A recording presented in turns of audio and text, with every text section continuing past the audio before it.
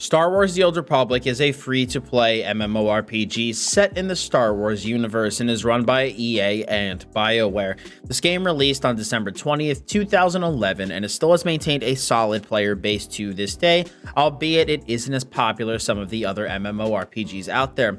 I've been playing this game casually for quite a good bit now, and if you saw my first impressions video on the game, my opinions on SWTOR really haven't changed all that much since I made that video. However, I did refine some of my opinions and have now have some related to the end game since I've now reached that point. But before we get into this MMO review, guys, I do just want to thank the sponsor of today's video, EVE Online. Today's video is sponsored by EVE Online, the immersive single-shard sci-fi MMORPG. Probably best known for its massive record-setting battles, EVE is the definition of a sandbox MMO. Whether you want to take part in epic battles, brawl in your favorite ship, explore the unknown, or become a titan of industry, there are a ton of things to do in EVE. And whether you want to make your mark in the landscape of New Eden or just chill in a breathtaking space game, now is the best time to hop on and give the game a try. With their latest update that just came out recently called Gateway, the developers overhauled the new player experience to make it much more immersive, introduced some big improvements to the skill system, and added this thing called skill plan so that you're not specking into the wrong stuff in your first few days of gameplay. It's never been easier to get started playing EVE and maximize your time. If you sign up to play the game using the link in the description below or in the pinned comment, you will get a free 1 million skill points, which is about a month of training time, which will make your journey into EVE significantly easier. The game also is now out on the Epic Game Store, so it's never been easier to sign up and get yourself started playing EVE. And who knows, maybe the next time there's a big story, it'll be you making the headlines in the game. Again, guys, feel free to check out the links in the description and pinned comment below to help support the channel and sign up to play EVE today and get those skill points. But without further ado, let's get back into the video. For those who do not know, Star Wars: The Old Republic is a very heavily story-driven MMORPG, with each class having its own unique storyline. On top of the story quests for your class, you also have planetary storylines, and then, of course, side quests.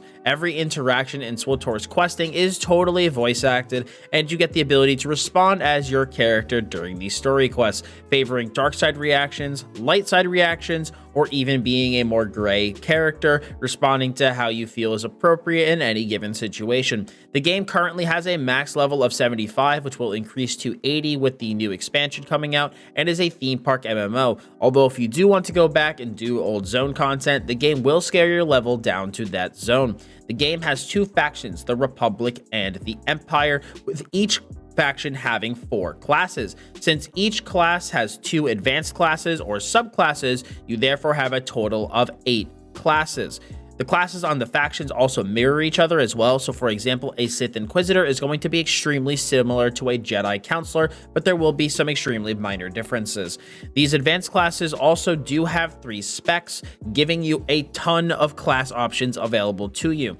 This game also has all of the traditional MMORPG systems you'd pretty much want out of a game: a central auction house, robust player and guild housing, dungeons, which are known as flashpoints, raids, which are known as operations, a wide variety of PvP modes, which include ranked and unranked options, professions, which are known as crew skills, a robust companion system, mounts, banking, guilds, and more. The game has a ton available inside of it. The game does have a microtransaction shop, which is known as the cartel shop, but thankfully most things in the shop are just purely cosmetic or provide some experience boosts. If you don't want to spend money on the microtransaction shop, most things in the shop can be purchased off the central auction house, which is known as the Galactic Trade Network for credits, which is this endgame's gold currency. Also, what's really cool is that if you just maintain a authenticator, like a 2-factor authentication on your account, you can get some free cartel coins for having your account be secure, which I do think is pretty cool. The game also does have a new expansion coming out over the holiday season of this year called Legacy of the Sith, which will bring a host of new updates and content to the game. Now, guys, as I always do with my Is It Worth Playing videos, we are going to cover the good, the bad, and the gray. But we are going to start with my good opinions or my pros about the game, with the first one being the story and leveling process. The leveling process in Star Wars has, of all the MMOs I've played recently, has probably been one of my favorites. And if anybody has watched my streams before, which you can find on twitch.tv/dotsgaming, I'm typically not a big story-driven person. I don't really get sucked into the stories of MMOs all that much. I'm typically I just want to level up, get to the end game, and start doing PvP and other related things. But with Star Wars, it actually did suck me into the story and into the leveling process. And the leveling process didn't just feel like a means to an end. It wasn't just, oh, go fetch me this and bring it back, or go, kill 10 wolves or whatever. It's very story driven, and one of the things that I feel like sucks you in the most is the fact that you respond as your character in every single situation. Everything your character says is something that you chose. You get to create a narrative for your character, make light or dark side choices to help you connect more with your character.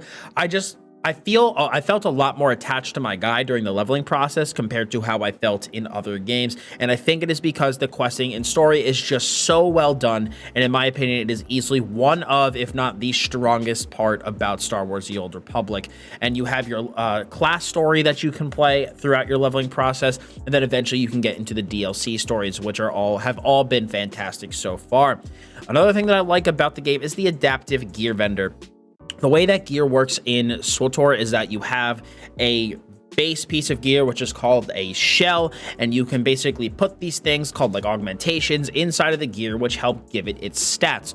So if you go into the main city, which is called your fleet, you can actually buy the shells, and then as you level up, you can buy augmentations that level up with you. So you can always make sure that you have updated gear, which I do think is pretty cool. The game also does have a fantastic companion system, and it's extremely well done. The companions will run around with you and help you level up. They can fill all 3 combat roles, whether it be a tank, a healer, or a damage dealer. And on top of that, you don't have to gear the companions. The companion stats will automatically scale with the companion's level. The companion levels with you. You have specific interactions with the companions based off of your rapport with them. They can give you certain quests. You can have relationships with certain companions. They will be present on your personal ship. It's just an extremely well done system, and once again, it just helps further pull you in to the story of Star Wars: The Old Republic. Another thing that I actually do give the game a lot of credit for, and it's something I'm impressed about for a game that is this old, is that the player, mob, and ragdoll physics are actually really, really good. I'm very genuinely surprised that the game has as good a physics as it does, because the engine's been around for quite some time. When players, fly through the air, move around Z-axis, gap closing, overall, like, everything moves the way you would expect it to move. There haven't been that many choppy animations. Of course, you can have some choppy cape animations sometimes, and the capes can just go and be a little bit weird.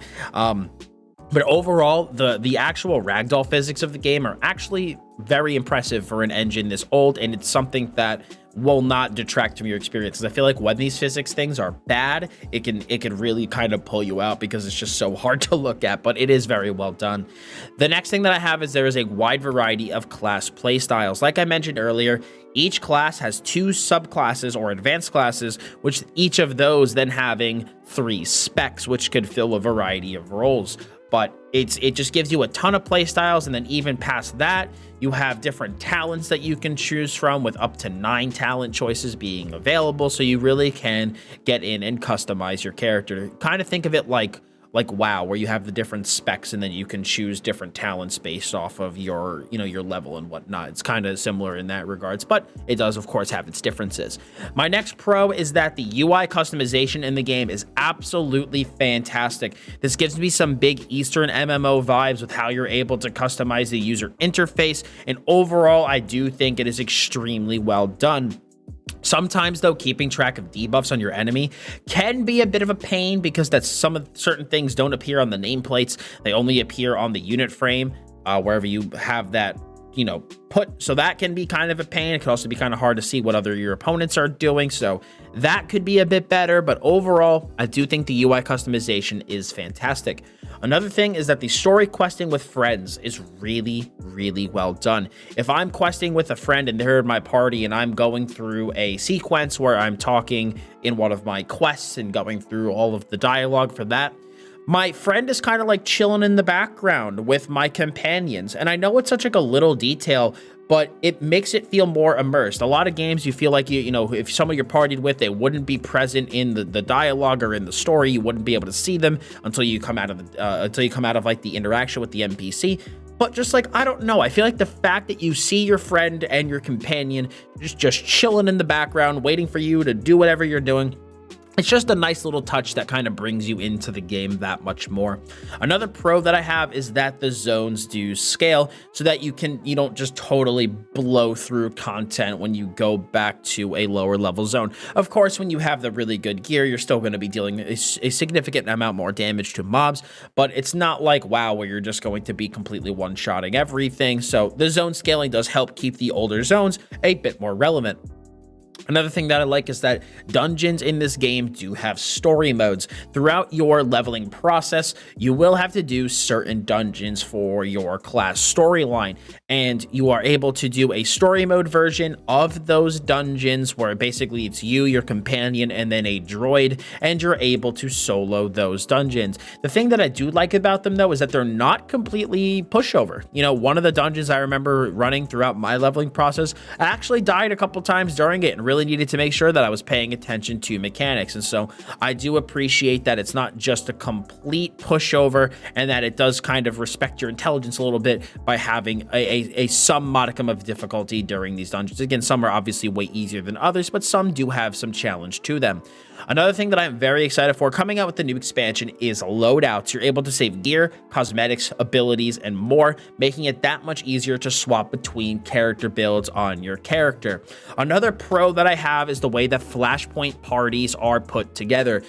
In certain games like WoW, you require the tank, the healer, and the DPS all to be there. But in SWTOR, you can run any combination of whatever you want. You can run a tank and 3 damage dealers. You can run all damage dealers. You can run a tank, a healer, and 2 damage dealers. You can run whatever you want. And so it makes the queue times for flashpoints, which are the dungeons, significantly faster because it's just any combination of 4 people. As long as you have obviously, 2 DDs present, you're able to just get a queue. Most of the dungeons that I've run so far, I've run as a group of 4 damage dealers. And it's, you're still able to do it because there are these like healing items that are present around the boss that you could use at any time throughout a fight to basically heal you and your party up, almost to full. So with those things being present, they do have a timer. It's not like you can't just spam it and just continually be healed. When you use it, it gets put on a cooldown for a certain period of time, and then you are able to use it again soon. But because there's multiple kind of spread out around the boss, throughout certain points of the fight, you're going to want to use them and use them intelligently. But the thing that I basically am saying that I like about this is the fact that you don't have to have a tank or a healer, although of course it will make it easier. But you're still able to get much quicker dungeon queue times than if you had to specifically have a certain comp, which is just something I personally do like. The game does have a wide variety of endgame content: raids, dungeons, ranked and unranked PvP. Basically, think WoW. It's structured very similarly, in my opinion, to the endgame content scheme of WoW. So if you've played World of Warcraft and have experience with it, you will find SWTOR to be similar in terms of how the PvP and PvE are structured. Unlike WoW, though, the dailies and weeklies for this game are not required for player power, which makes me so happy. One of the biggest things I just detest and do not like about WoW is how much borrowed power there is and how many systems you have to go through and interact with in order for your character to have any semblance of relevance. It is not like that in Star Wars: The Old Republic, which I really, really like. Of course, in the game, if you do the dailies and weeklies, they will help your initial gear progression. But progression in this game is way easier than WoW because you don't have to work through those 95 different borrowed power systems, and you don't have to worry about like maintaining the gear curve. Once you hit max eye level in SWTOR, you're good. You're done. You really only need to worry about getting the shells that you want for your character, like I mentioned how the shells and augmentations work earlier. You want to get the shells for your character that have certain set bonuses on them. And then you want to fill out the augmentations into your shells. And once you hit the max eye level augmentations, which again are what determine a gear piece's item level, you're good. You're done until they eventually release a new content patch, which kind of goes into my cons a little bit, but the content patches are spread out enough that you don't feel like you're constantly on this big gear grind, gear treadmill. It is way more for like it respects player time a lot better, and honestly, I do think is it's not bad. It's very easy to progress through. In terms of some gray area things, though, that I do want to talk about, my first thing is going to be the payment model. When I talk about the payment model, people have very split opinions about it. Some people love it and some people don't. For those of you who don't know, SWTOR is a quote-unquote free-to-play game, but honestly, the free-to-play side of Star Wars: The Old Republic really is only good for like the leveling process and the single-player stories. If you actually do plan on interacting with the MMO side of the game, you're going to want to be subscribed. The free-to-play is basically like a glorified free trial. The subscription releases a lot of restrictions that being free-to-play puts on your account.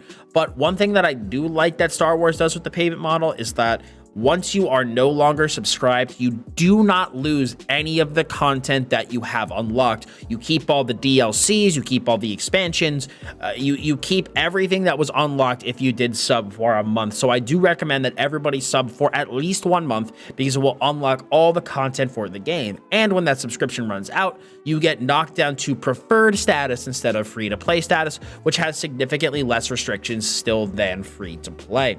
Another gray area point that I do have is tab targeting. Tab targeting, I feel like, is very love-hate when it comes to some people. This game is cooldown tab targeting. Again, think WoW. So if you do not like that type of combat, you will not like this game. Personally, I don't particularly mind it, but again, some people have very strong opinions one way or the other. Another point that I do have is the graphics. The graphics are not for everybody. They're a bit dated, they're a bit cartoony, might not be for everybody, but what's really cool is that the UI and character creation visuals will all be updated near the end of 2021. And they said that BioWare has said they will be making other visual improvements over 2022. From what I've been told from other people, when I've even noticed myself, the graphics in the DLC zones or the later zones is significantly better than the early game stuff and your own character, so it's nice to know that that stuff is going to be updated. My final gray area point is going to be the gearing process. The gearing process is very simple, but very boring when it's done the most effectively. When you hit max level, at the current moment is 75, you can start basically gearing up through just running flashpoints over and over and over again, and you will get a certain eye level worth of gear. Now, basically, as you are getting this eye level gear, your character is going to be, we'll use 272 as an example. You'll be getting eye level 272 pieces, and then once your character gets to eye level 272, you're going to start getting higher eye level pieces, and then once you get to that higher eye level, then you're going to get higher eye level after that. So basically the game kind of scales your drops up based off of your current eye level. So you basically want to just continually run flashpoints over and over and over and over and over again to just progressively scale up that eye level. Now, you heard me mention earlier that you need to get those things called shells, which have your specific set bonuses that you might be looking for wearing a certain number of those pieces. You're going to want to deconstruct any gear that you do not need throughout your flashpoint process, which turns them into a currency called tech fragments. You then go to a vendor that is in your fleet, exchange your tech fragments for your shell, which has the set bonus that you want, and then go run those flashpoints and then get the higher eye level augmentations to then stick into the shells. It's very easy. You just have to continually run flashpoints over and over again. And I know people are going to run to the comments and say, but Dots, there's other ways to do it. You can get your tech fragments and your other gear throughout doing a lot of different things, but it is known that just repeatedly running dungeons over and over and over again is the most effective way to do it. Again, if you really like dungeons, this might be good for you, but it can get a little bit repetitive after you're just running Hammer Station over and over and over and over and over again to get higher eye level equipment. But compared to other MMOs, again, like WoW, it really doesn't take nearly as long to get a higher gear tune. And it just makes it a lot easier. And it's one of those things where I believe a lot of it is account wide as well. So once you do it once, it is significantly easier for your alts to gear up, which I do think is pretty cool. Now, with the good and the gray out of the way, let us move into some of the bad points, with my first one being your initial mouse movement. When you first power up Star Wars: The Old Republic, and again, this does not happen to everyone, but it did happen to me, as well as a bunch of other people that I know, your mouse moves at the speed of light. It moves so fast that the game is unplayable with how fast the mouse moves. And when I brought this up in my first impressions video, people gave me a lot of flack saying, oh, well, I didn't have that problem. Well, yeah, you didn't have that problem, but I did, and a lot of other people did. And it would be disingenuous for me to not bring it up as something that people may experience. And another thing people told me was, oh, if you adjust your mouse speed up to, let's say, 5% and then put it back down to 0%, because you can't do that in the settings, it will slow it down. But that did not work for me when I originally tried doing that. It was the first thing I tried doing. You actually have to dive into your SWTOR settings on your computer, go into the folders, and add a line of text to a text file that will slow your mouse speed down. If you want to know how to do this, I do discuss it in my Star Wars: The Old Republic top 10 tips video, which I will link in the description below. But that is something that you may encounter when you first start up the game. Another thing is that there are some micro stutters during gameplay. You'll notice that sometimes when you're playing, your screen will just have these little micro stutters. It's one of those things where it's not bad enough that it would make me stop playing the game. Like, for example, something like Swords of Legends Online, the performance of that game was bad enough to make me stop playing, just with the FPS. With this game, the stutters happen enough that I wanted to mention it here, but not enough that it would make me not want to play. Same thing with my next point. I have no idea what to call this, but I just call it the random camera bug. What will happen is that sometimes when you're playing, your camera will just randomly snap to one direction occasionally, because, if you're playing properly, you're probably not going to be keyboard turning, you're going to be mouse turning. So you're going to hold down your right click and use that to turn your character left or right. Well, sometimes when you go to press the right click to actually do that, your character will just randomly snap all the way up, and you'll be looking at the ceiling. And again, it happens enough that I needed to mention it here, but not so much that it makes me not want to play the game. So again, just wanted to mention it here. Another thing that I have is FPS in the main city, not the best in the fleet. I feel like actually sometimes the longer you're in the fleet, the better it does get. But man, when you first port in and you start kind of running around the areas where there's a lot of players, oh no, it is not the best performance-wise. I also do feel that the micro stutters are worse in the fleet personally, so performance in that main city is not the best. Another thing that I do have, and this is something I'm not sure why it's not in the game, there is no cross-realm queue for dungeons and PvP, and I don't know why. As far as I know, there's, I believe, 2 NA servers and 3 EU servers. I could be wrong, but I know there's only a couple of servers for each region. I'm very surprised that they don't have cross-realm queue for dungeons and PvP. Let's say between the 2 NA servers would be cross-realm queued, and then you'd also have the EU servers be cross-realm queued on their own, just so you wouldn't have to worry about ping. But I'm kind of surprised that they don't have that cross-realm tech. That's to me, I find that to be a little strange. I think it would be really good for a game like this. It would make the dungeon and PvP queues a lot better. I don't know if they have a specific reason for it, but at least as a first glance, I don't see why, and it is something I hope does get added to the game eventually. My next thing that I do have is a bit of a slower content release schedule. The last expansion they released was all the way back in 2019, and prior to that was 2016.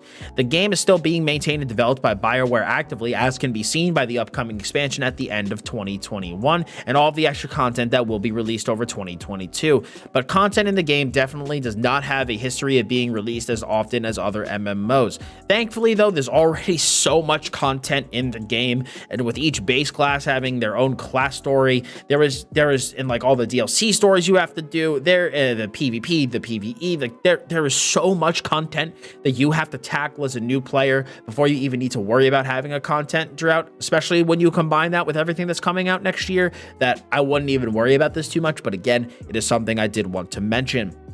My final con that I have, and is something that I, as someone who has been enjoying SWTOR a lot, am definitely dreading, is an ability prune. They have an ability prune coming with their with their newest expansion at the end of 2021, and I'm definitely extremely nervous for that. If you guys don't know my history, I did play World of Warcraft for an extremely long time, and if you played WoW as well, you will know that the ability prune was an extremely rough time period, with a lot of classes losing a lot of skills that were kind of core to the class, or you would have all these cooldowns, and then they would be given to you as options, and you'd only be able to have one under the illusion of player choice, but at the end of the day, you still did end up losing tools in the toolkit.